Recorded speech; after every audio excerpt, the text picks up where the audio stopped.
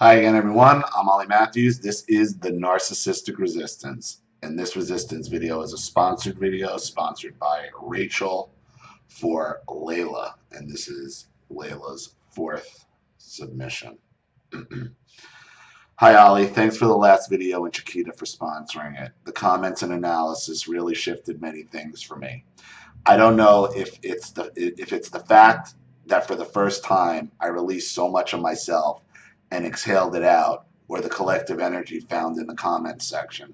Perhaps both, but a lot of things began changing. Randomly, my family sent a flying monkey in the form of my cousin to inquire what was wrong. A day or so later, my brother asked if we can talk. So we did. I laid it all out there. He kept reassuring me, we are family, so why do I feel all of these things? I reminded him of many things, and he was silent. I reminded him of the fact that for 8 months he said not one word to me over nothing. My mother had been bad-mouthing me so badly that he stopped talking to me altogether. How would I make food? How would I make food and he would take it into another room? I would walk in and he would walk out. Even Christmas holidays, when everyone was at home, I had just gotten my eye problems. But because it was the holidays, slaving away for everyone, and he didn't even want to eat in the same room as me. In fact, he had to be forced to sit near me to eat. He has that much hatred in his heart for me. And that's why he came in, he was sent in to talk to you, along with the cousin. Because when the one who's the cruelest to you all of a sudden suddenly starts being nice, you could be more susceptible. Oh, here's the answer to all my problems. When the meanest one starts being nice, don't fall for it.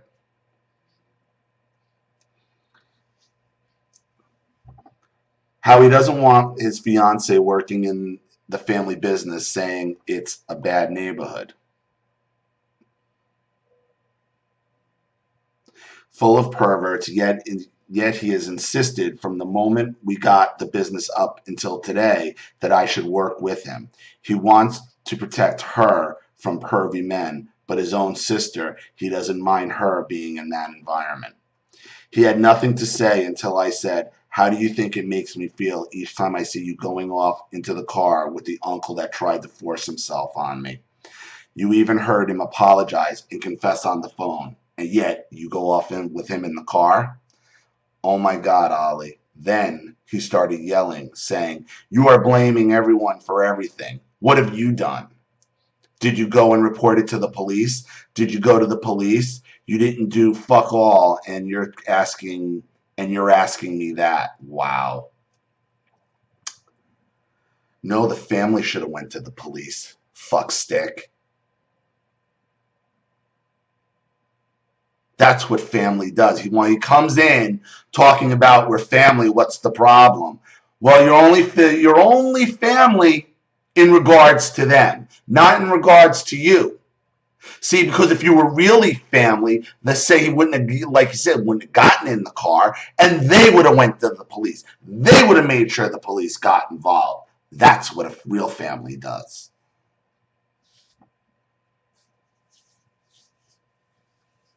I said, when did I ask you to do something about it? You shouldn't have to ask, Layla. You shouldn't have to ask anybody to do anything.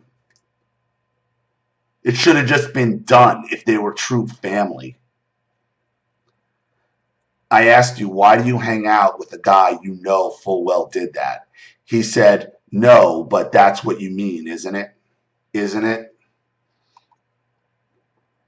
I told him, don't put words in my mouth like a bitch. It's not going to work. I asked you one thing and you're telling me what I actually mean? No. I asked you something else which you have no answer for. That's why you're twisting it. His response was, wow, you really broke my heart. You're going to hold that over me? You hanging out with my rapist? Wow.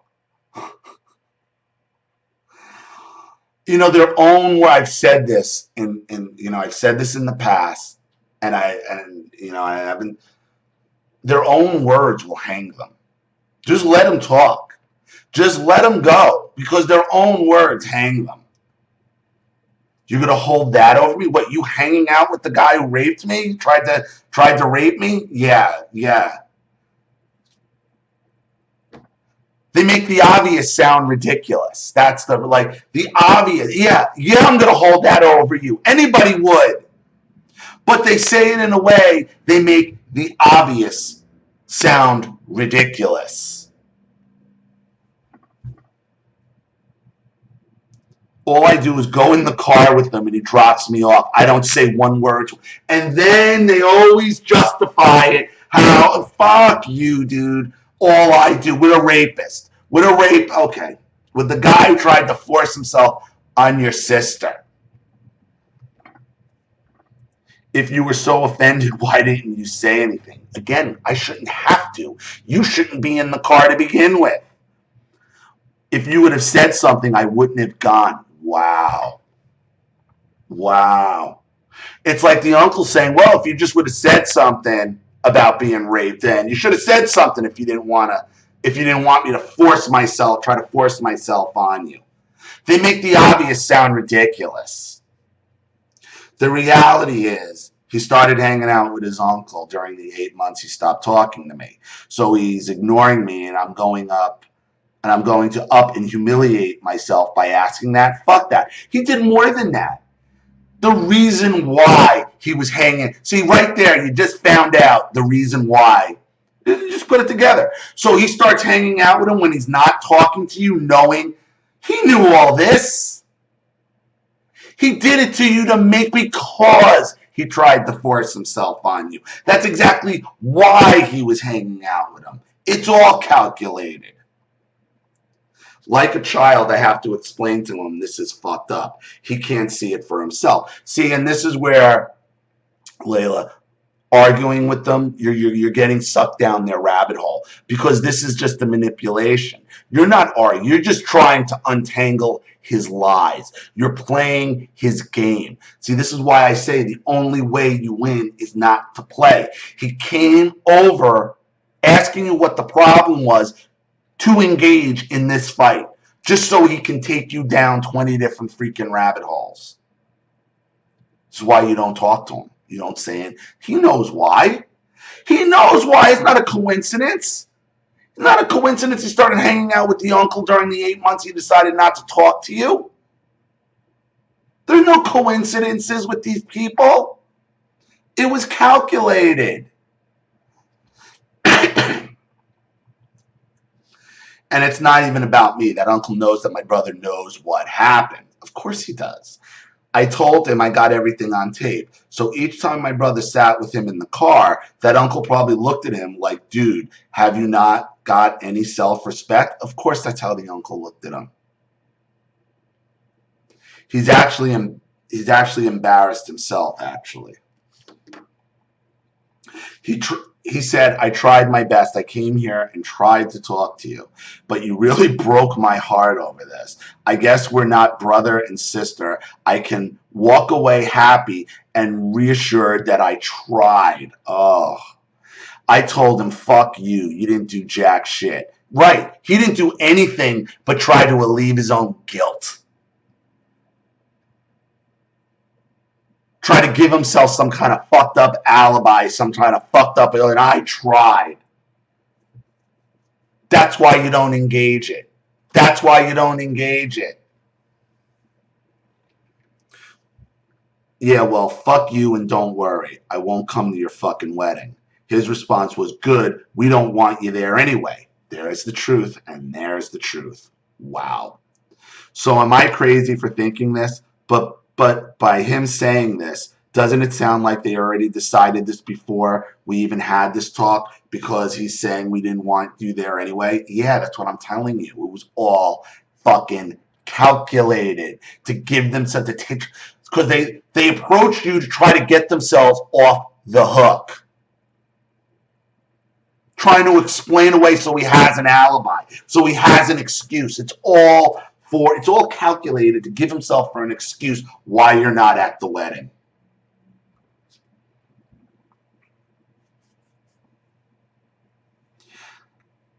That shows they had already made the decision. Those 2 weeks I was cut off from everyone. I was trying to hold my shit together, and they decided they didn't even want me at the wedding. Who's we?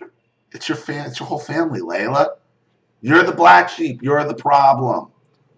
I told my brother how they all forced me to marry someone from Pakistan and guilt tripped me to go see him. And I was right all along that he was a pervert. His response was, well, what did you expect? You speak on Skype to a guy, that's what's going to happen. What a brother. What the fuck? Am I in some other world? Look at the timeline. In August 2014, they found this dude. I was already not feeling the vibe, but they kept insisting that I at least speak to his mother, that she is a widow and her husband died when the children were young. She raised orphans by herself with no help. I didn't speak to her. Instead, her daughter rang me on EID in November 2014. She called the home phone. I answered, and we began talking. She insisted on meeting, and a day or so came over. A day or so later came over. I met her. The guy himself was in Saudi Arabia working, so I had no way of meeting him. So the dude's sister and mother said, look, the next best thing is if you do a Skype meeting. Then the guy and girl can see each other, and if Layla doesn't want to move forward, she doesn't have to. Before anything even happened, I remember my mother walking into my room one day and saying, Layla, I can't refuse this woman. She is a holy woman. She just phoned me today saying I must have Layla as my daughter-in-law, and I ask you for the sake of the Prophet Muhammad and for the sake of his pure daughter Fatima to give me Layla. I can't refuse her. I have given you to her. What a religion. What a religion. What a religion just made for narcissists, huh? So now she's selling you, basically selling you off, and it's holy, right? Fuck out of here. Oh. I was in shock. Again, was I a piece of meat? All these manipulation, guilt trips, using religion and anything to get their way. They kept insisting I speak. So in November 2014, I spoke to him on Skype. He didn't look anything like in his pictures. He looked much older. They said it was due to the heat in Saudi Arabia and him being out working all day really fucked up his health. Okay.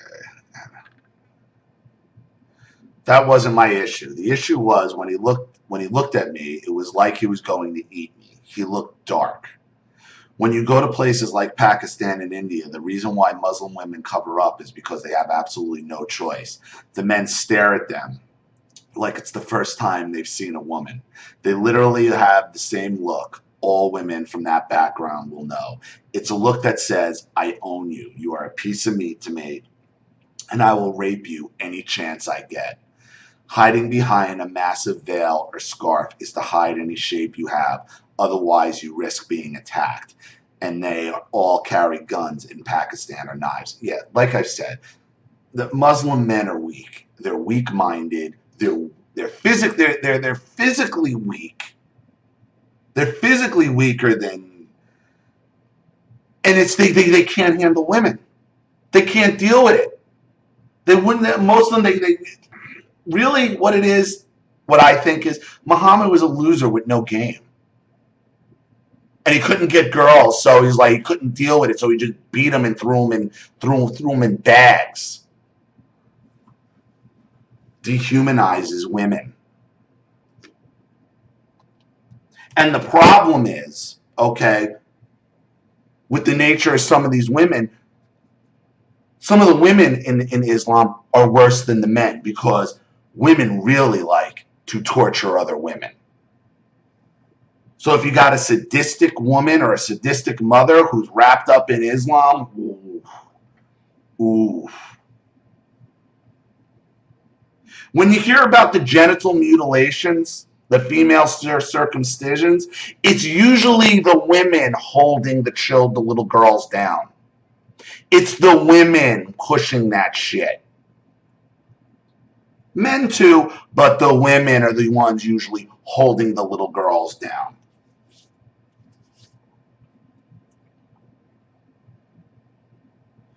He had that same look that guys I've seen give girls in the marketplace. There's a world of difference between that look and a look on a man's face that says, I respect you as a woman. I want to make you my wife and the mother of my children. Let's talk and get to know one another with that intention. I turned my webcam off, muted the microphone, and brought the laptop downstairs. I told him to hold on, showed my mother and father and brother him sitting there on webcam, and I said, I refuse this man. I do not want to marry him. I told them I do not feel good. I physically feel like I'm going to throw up. My mother accused me of being arrogant, that I think I'm too good for anyone. But it wasn't that. Talking to him physically made me sick. It was his energy. No one listened. Instead, they said to me, look, you can't tell what a person is like on Skype. Let's go out and meet him. Who wants this for their child? Who would want this for their daughter? His family said the same thing. Do you see how they twisted the story? Yeah, and this is all about money, Layla. When they went out there, we kept arguing. Even my father, who was also forcing me to marry him, refused to talk to the guy on webcam or call. He knew this guy was just a regular Pakistani dude from the village. He just wanted me married off. When I got there, all I kept hearing was everyone's expectations and how happy they were, how much we had risked in terms of money and effort going out there, leaving my autistic brother behind. When I returned back, he would hound my phone.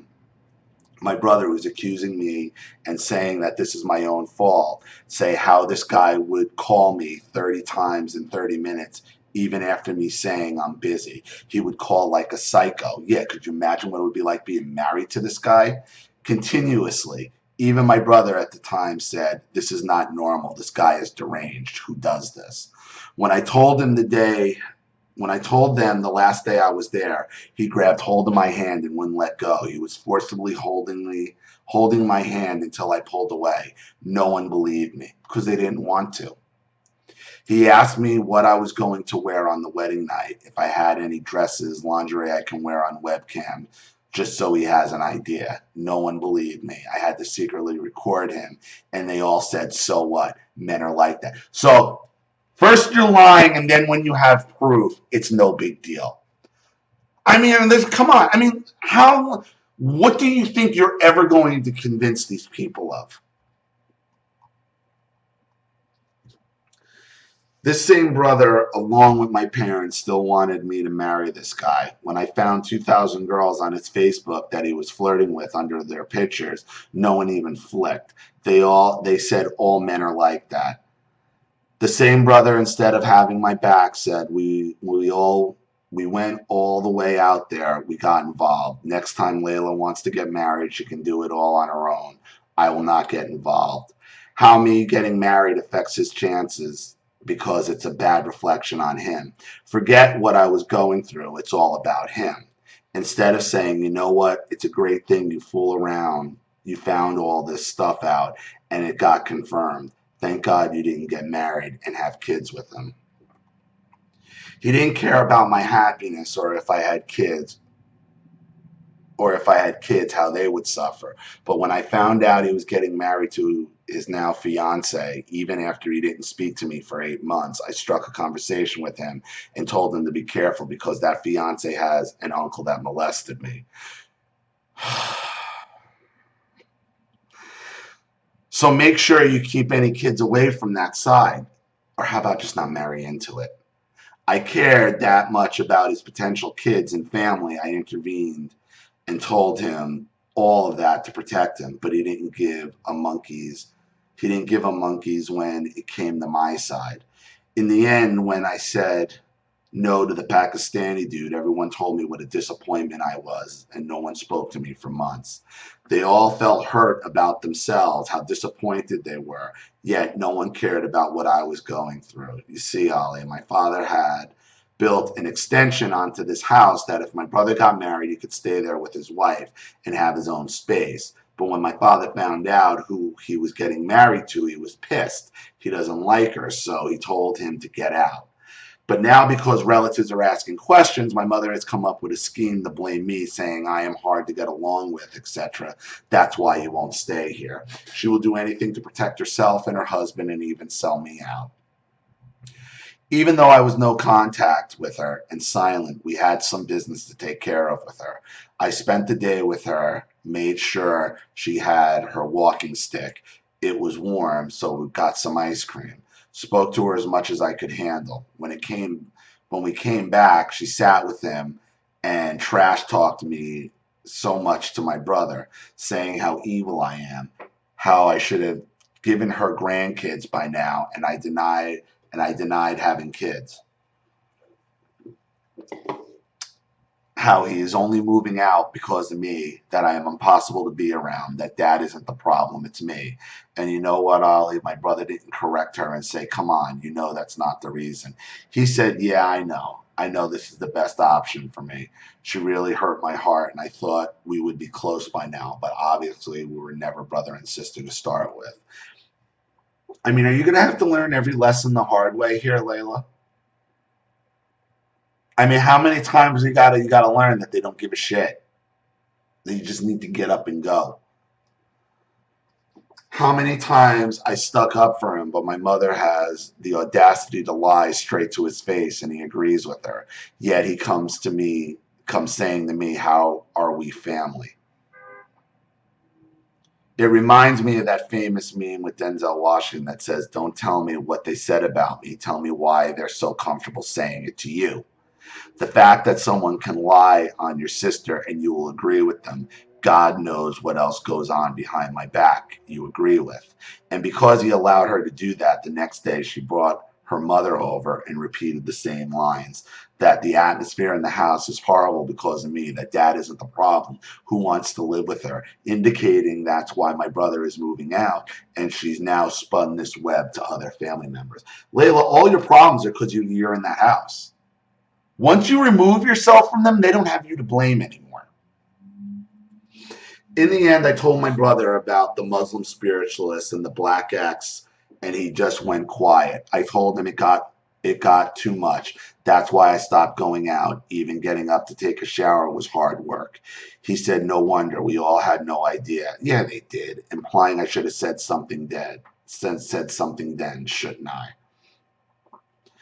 When he said that, I wanted to punch him in the face. I don't need to know my fucking history to know something is wrong when a person doesn't leave the house for 9 months.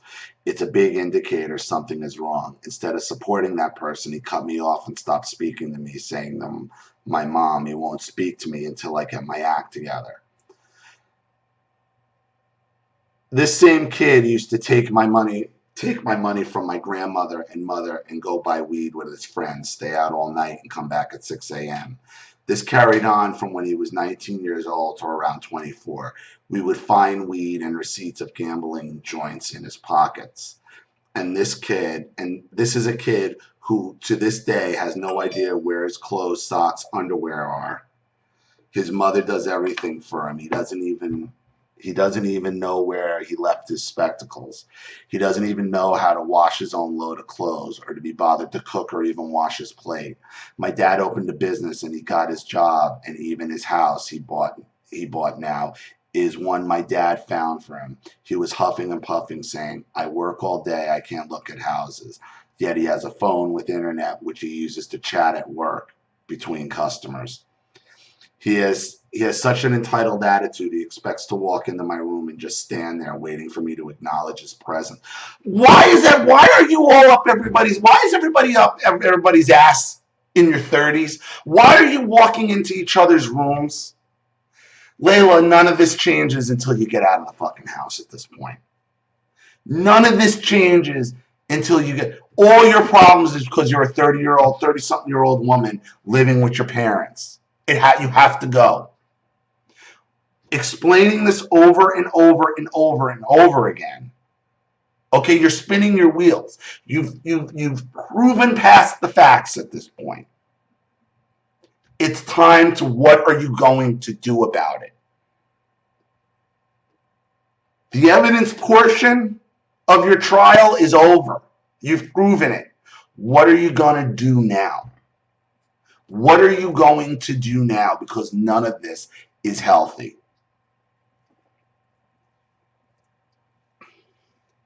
He has such an entitled attitude. He expects to walk into my room and stand there just waiting.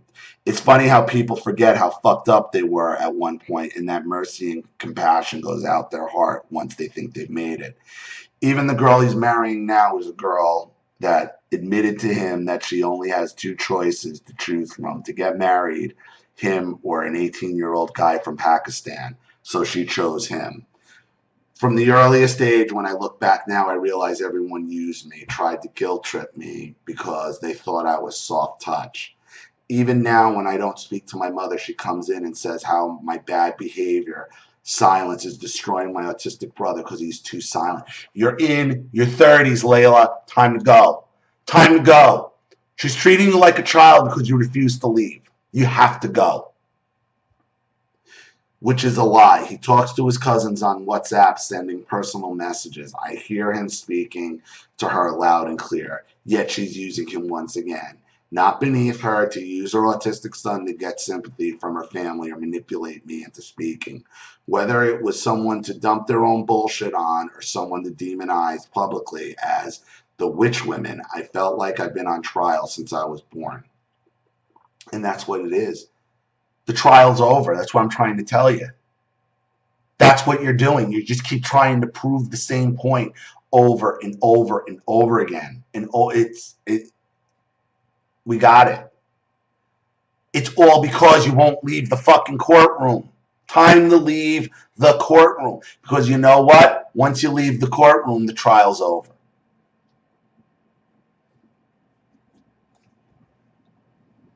My brother kept telling me how my father is worried about me, etc. I already told you about my father and my memories of him. Whether it was physical abuse or sexual abuse, my brother seems to forget that he too has seen unspeakable things from my father.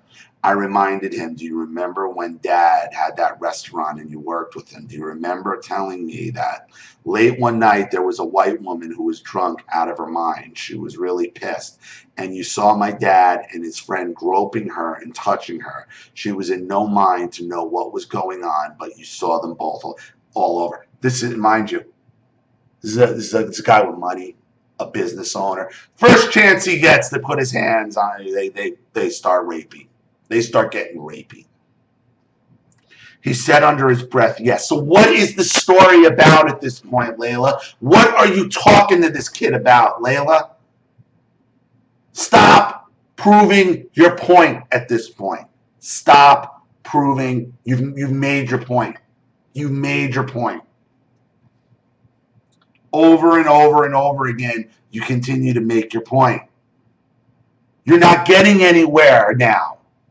It's counterproductive. You're stuck in the cycle because all you keep trying to do is this happen and this happen. We know, and it's true. What are you going to do about it?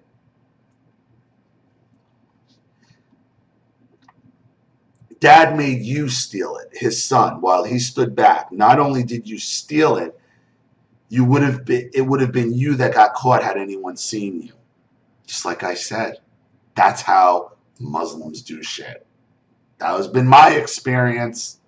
And when the customer returned, started screaming that someone stole his phone, and Dad acted like nothing happened. He has no idea. He could easily have said, I have your phone. You'll get it when you pay what's owed. No, he lied straight to his face. I said, let me remind you of another incident. Remember, not so long ago, Dad had a car bill that was sent to him. It was around 500 pounds. He was panicking. A day later, early afternoon, he started yelling, saying that he got a call from Sky TV saying, we got a phone call from your daughter demanding you give us the most expensive package, so now we need payment. So now you owe us 500 pounds. He yelled and screamed at the top of the lungs, and everyone believed him. He embarrassed me in front of the family, and he even got relatives that were over. When he got in the shower, I got my mom and other people around me and got an old bill from Sky TV that had his account numbers on it. I phoned them asking them what the fuck was going on. How could we have a bill of 500 pounds? He said, we're sorry, there's been some mistake. Your bill is 33 pounds. You have no 500-pound bill. My mother walked into the shower and said, you lied, didn't you? He went pale and said he said, get out, let me finish my shower. He immediately got changed and left. For a whole week, he would stay out all day and come back late at night, and my mother blamed me for that, saying it was my fault he wasn't eating at home and is staying out. So I reminded him, my brother, saying, put all of the sexual and physical abuse aside. In fact,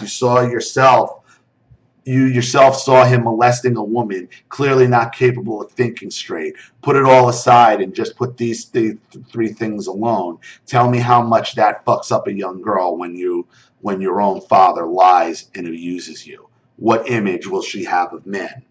In fact, my dad hates my brother's fiance so much he accused her of being promiscuous and then went crying to her mother, saying that I said that, not him, that I had to put the ideas in his mind, whereas he conjured up the entire story. He used me the entire time, acting like a concerned father, then blamed everything on me. I felt so used and dirty that they make me sick. You know, I realized something after the last video you did for me when I was with my black ex, who was a complete narcissist. He would lie like there's no tomorrow. He was the exact copy of my dad. I realized when I was with him, I began developing really bad OCD tendencies, washing my hands repeatedly. I would get up in the middle of the night, start cleaning stuff, and when I would cut him off, he didn't say goodbye. I would just couldn't be bothered even replying and disappeared. He didn't even deserve it. The OCD tendencies dropped by about 30% when I cut my family out and stopped talking with them. The OCD tendencies dropped by another 50%. Being involved with narcissists does something. When I would wash my hands repeatedly, I would find I am not in my mind when I am washing my hands. I don't wash them until they turn red, but several times over, I wouldn't be sure if I had washed them properly, and that's essentially what the narcissist does to us, breaks our certainty. We become unsure of ourselves, disempowered. Right, because you've grown up thinking you can do nothing right.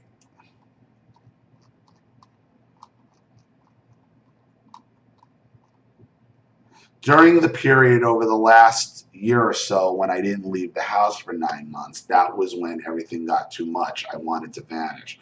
I realized something. Whenever everyone was sitting in the living room, I would sit on the floor. There would be spare seats, but I would end up sitting on the floor. I had no idea why I would do this. I would take a pillow and lay on the floor or sit. I didn't even notice I was sitting at my family's feet until I saw the last video. It triggered something. I remember 2 incidents from my childhood that were extremely traumatizing. The first one was in my first house with my mom's sister, the one who later on accused me of wanting to sleep with her husband and wouldn't listen to any of my evidence against him.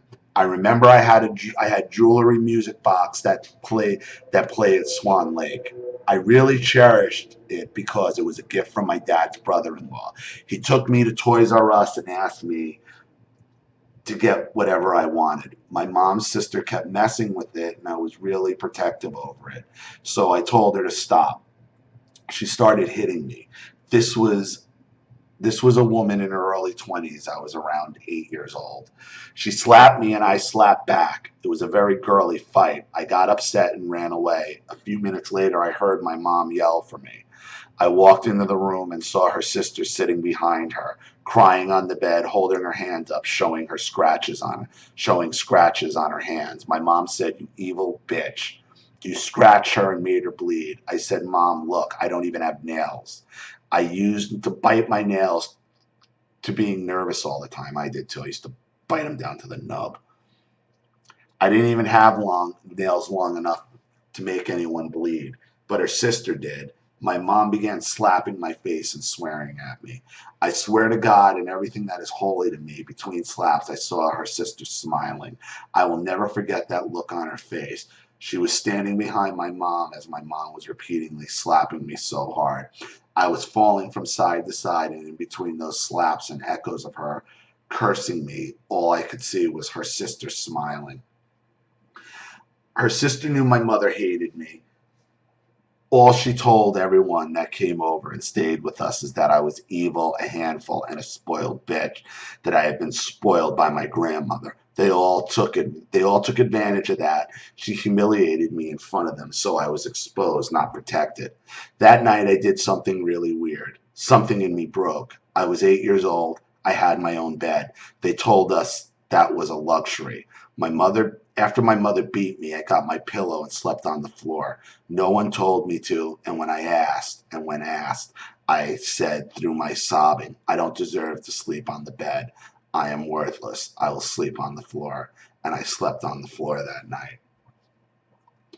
A couple years later in the new house, I was around 10 years old. In those days, exotic fruits and mangoes were a treasure.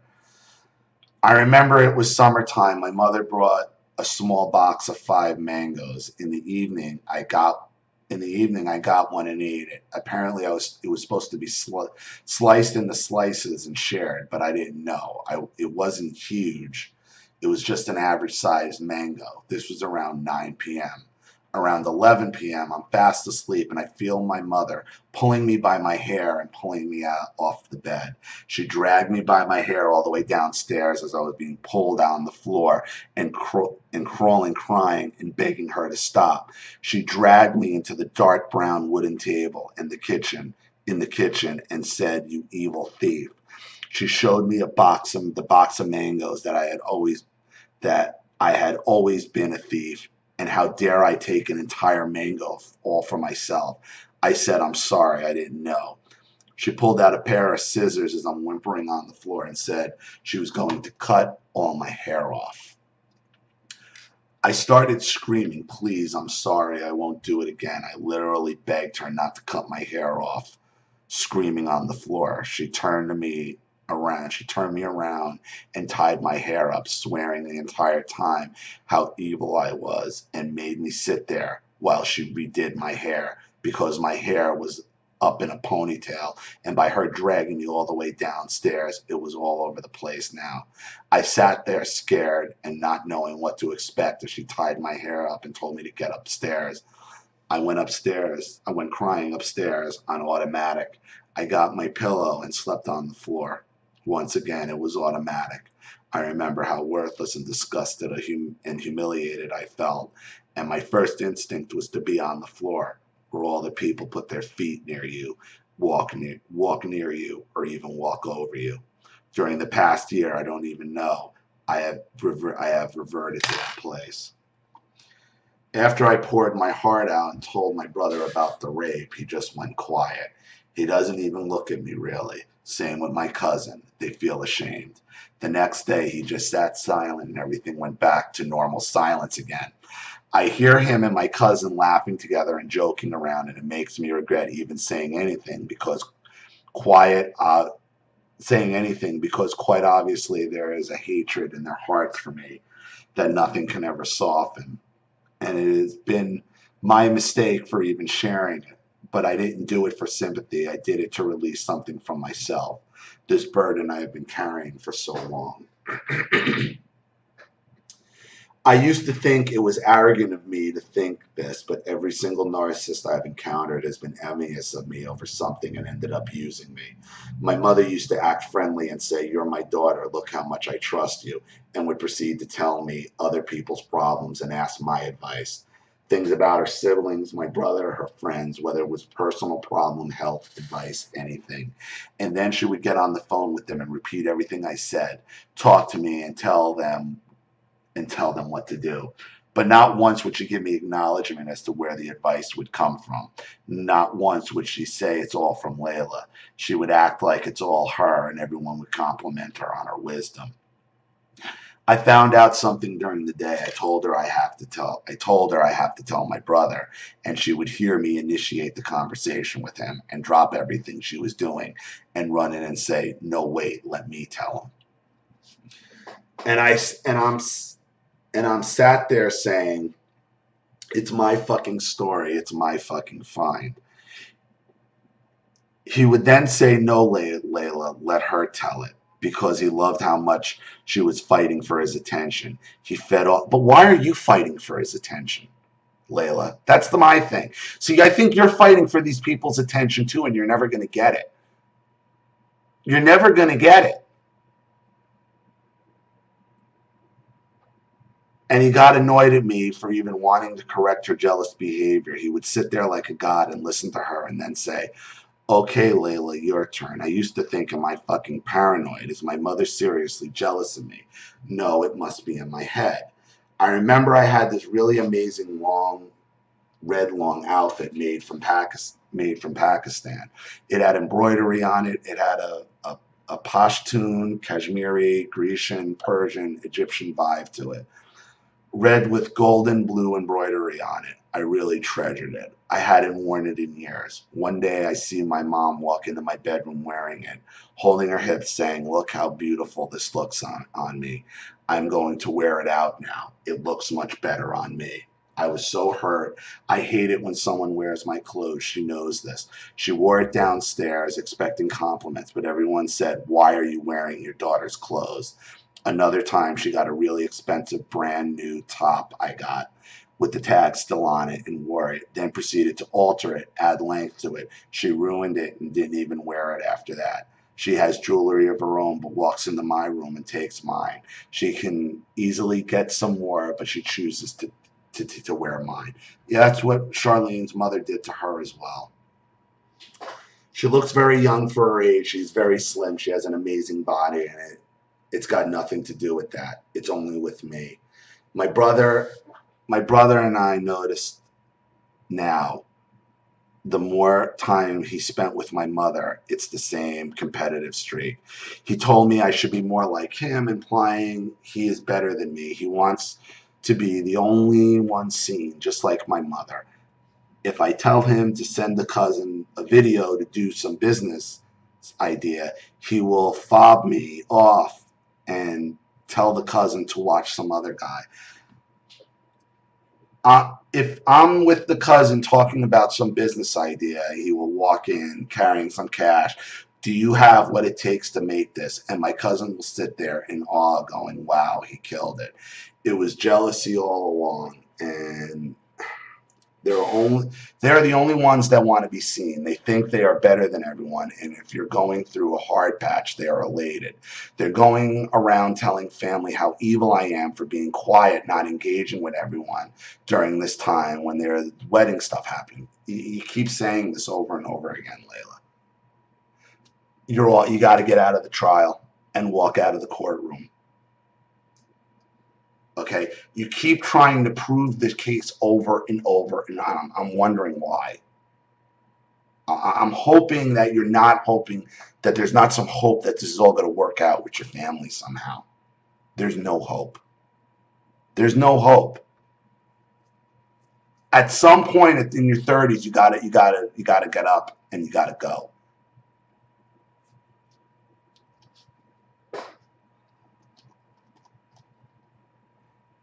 Sometimes I miss people, but they were just an illusion. It was what I wanted to see.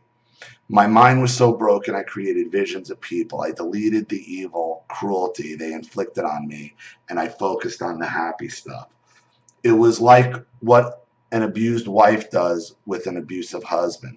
Once in a while, he beats her, but the next day apologizes and is good for a while until he gets angry and beats her up again. Years go by like this until one day she realizes what happened. The two versions she created merge into one, and she can no longer deny the reality. Then she is tested. Then she has to make a choice, like Morpheus offering Neo the blue pill or the red pill. When I was younger, I used to believe in ultimate judgment. I used to believe in God, and I used to look towards figures like Muhammad, Jesus, Buddha as divine beings that endured and suffered. So how can I complain when they went through so much more? I listened to lectures and even watched Passion of the Christ at least a dozen times. I clung on to these images because I was seeking some kind of release, but in actuality, it was an escape. I was escaping into them, saying, how dare I complain when these enlightened beings have endured so much more? Right. Your escape was your prison. I was actually I was in actuality condemning my own self for feeling pain, actually, as the narcissist programmed me. I think you're actually sabotaging yourself, Layla, to be honest with you. I think you're doing everything in your power to keep yourself there. And you want somebody to come in and fix your family. Your family can't be fixed. Your family can't be fixed. And I don't know if you're staying in with your family for the money, because they obviously have money that they're not giving you access to. But at some point, there's people offering to help you. A ton of people offering to help you. You just have to do it. You just have to do it.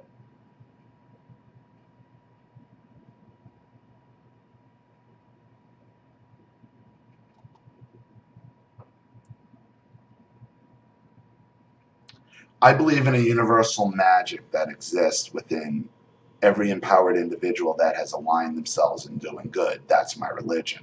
I have faith. I have to have faith is to have faith in yourself. It doesn't begin with you and emanate out. It's like we watch a movie and perhaps on some level there's subliminal suggestions. Are we just passive observers, or do we give permission for that?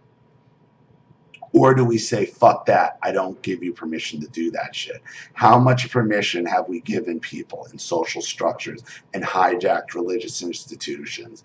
It starts with a multiple no, followed by a complimentary fuck you for free. I don't need to forgive anyone for anything. I forgive myself for not getting out sooner, all right? I don't need to be haunted by this notion that forgive thy enemy.